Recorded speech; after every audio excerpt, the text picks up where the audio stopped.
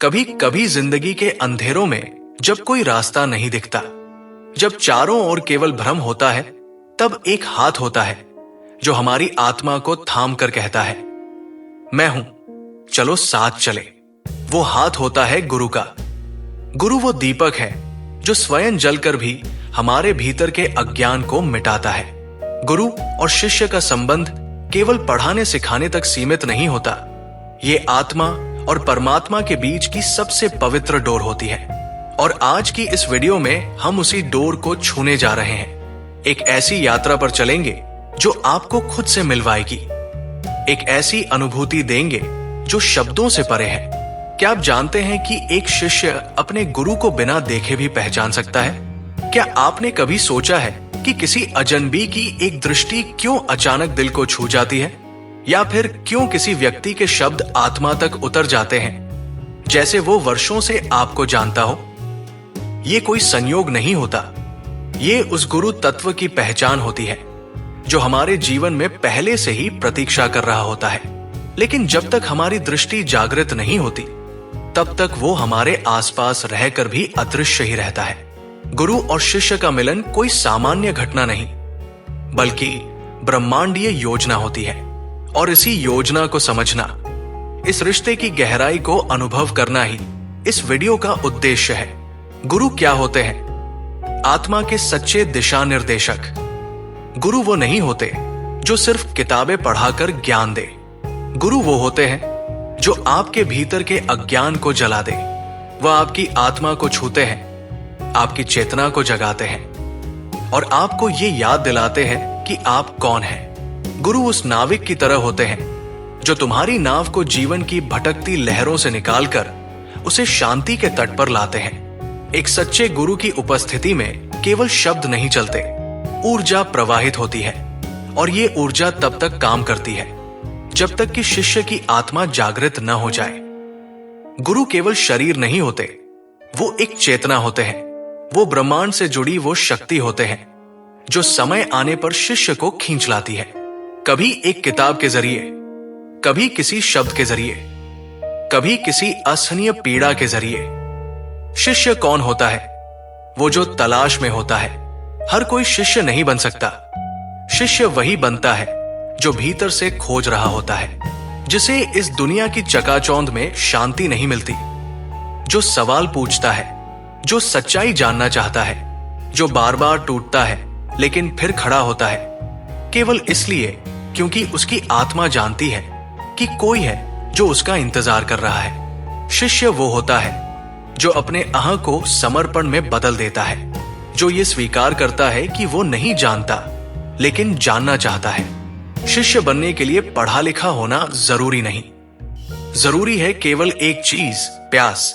भीतर से उठती एक ऐसी प्यास जिसे केवल गुरु ही शांत कर सकता है। गुरु शिष्य संबंध देह से नहीं, आत्मा से जुड़ा होता है। इस पवित्र रिश्ते की नींव होती है पूर्ण समर्पण और पूर्ण करुणा। शिष्य जब गुरु के चरणों में बैठता है, वो केवल ज्ञान नहीं लेता, वो अपने पूरे अस्तित्व को समर्पित कर देता है। और गुरु जब शिष्य को स्वीकारता है, तो वो केवल शिक्षा नहीं देता, वो अपने अनुभव, ऊर्जा और आशीर्वाद को शिष्य के जीवन में डाल देता है। ये रिश्ता खून से नहीं बनता, ये रिश्ता कर्मों से बनता है। कई जन्मों की यात्रा के बाद जब शिष्य तैयार होता है, गुरु प्रकट हो जाता है। और ये मिलन केवल जीवन को दिशा नहीं देता, ये जीवन को नया जन्म देता है। गुरु का आशीर्वाद, वो शक्ति जो भाग्य बदल दे। जब गुरु अपनी दृष्टि से देखता है, तो वो केवल तुम्हारे वर्तमान को नहीं देखता, वो तुम्हारे भविष्य की रेखाएं भी पढ़ लेता है। वो जानता है कि तुम्हारी आत्मा किस दिशा में जा रही है, और यदि तुम उसकी शरण में पूरी तरह समर्पित हो जाओ, तो वो तुम्हारे भाग्य की दिशा बदल सकता है। गुरु का आशीर्वाद केवल शब्दों में नहीं होता, वो तुम्हारे जीवन की राहों में दिखाई देता है। अचानक से आने वाले बदलाव, भीतरी शांति, पुराने कर्मों का टूटना और नया प्रकाश, यही होते हैं गुरु कृपा के संकेत। सच्चे गुरु की पहचान कैसे करें? जब मन मौन हो जाए। सच्चे गुरु की पहचान किसी चमत्कार से नहीं होती, बल्कि उस मौन से होती है जो उनकी उपस्थिति में तुम्हारे भीतर उतरता है। वो किसी भीड़ में नहीं बुलाते, वो तुम्हें भीतर से पुकारते हैं। और जब वो मिलते हैं तो कोई प्रमाण नहीं मांगते, बस कहते हैं आओ खुद को जानो।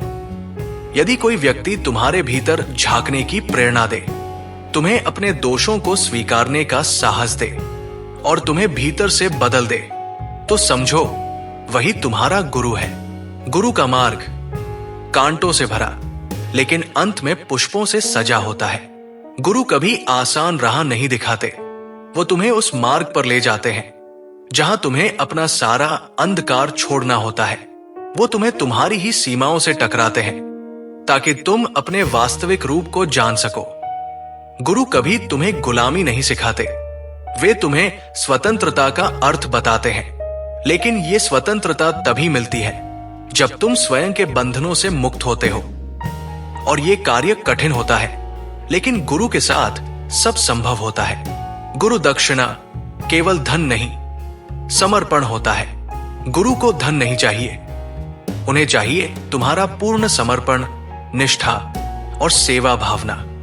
गुरु दक्षिणा वो होती है जब शिष्य स्वयं को इतना शुद्ध कर ले कि वह भी प्रकाश का वाहक बन जाए। शिष्य की प्रगति ही गुरु की सबसे बड़ी दक्षिणा होती है। जीवन में गुरु का होना क्यों अनिवार्य है? एक जीवन जिसमें गुरु नहीं है वो समुद्र में बिना पतवार की नाव के समान होता है।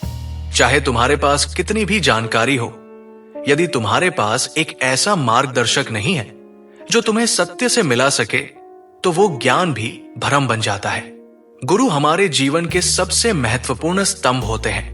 वे हमें कर्मों की भूल भुलैया से निकालकर आत्मा की दिशा में ले जाते हैं। और यही कारण है कि हर युग, हर संस्कृति में गुरु को ईश्वर से भी ऊंचा स्थान दिया गया है। गुरु और शिष्य जब दोनों एक हो जाते हैं, अंततः जब शिष्य अपने गुरु की शिक्षाओं को पूरी तरह आत्मसात कर लेता है, जब उसके विचार, उसकी चेतना और उसका अस्तित्व गुरु के जैसा हो जाता है, तो वो भी स्वयं गुरु बन जाता है। यही उस रिश्ते की अंतिम अवस्था होती है जहां गुरु और शिष्य दो नहीं रहते, वो एक ही चेतना में विलीन हो जाते हैं।